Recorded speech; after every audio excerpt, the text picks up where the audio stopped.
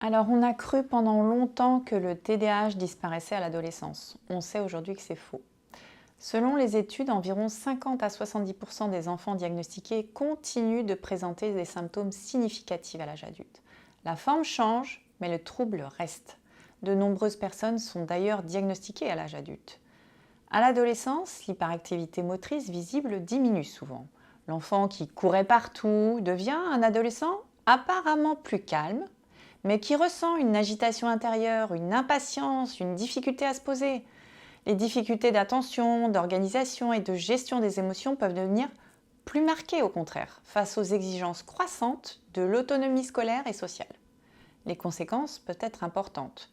Décrochage scolaire, difficultés d'organisation, prise de risque, conflits relationnels. L'adolescence est aussi une période de vulnérabilité accrue pour les troubles associés, anxiété, dépression, faible estime de soi et un risque plus élevé d'addiction ou de conduite à risque. C'est vraiment un moment qui demande une vigilance particulière. À l'âge adulte, le TDAH se manifeste surtout par des difficultés dans la vie professionnelle et personnelle.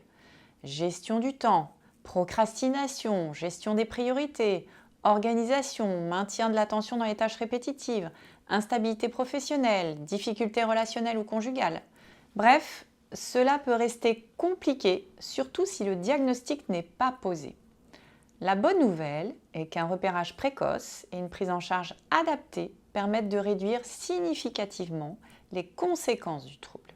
Beaucoup de personnes d'ailleurs avec un TDAH poursuivent des études, exercent des métiers qualifiés et développent pleinement leurs compétences lorsque leur fonctionnement est compris et accompagné ou qu'ils trouvent un environnement, un métier adapté à leurs particularités.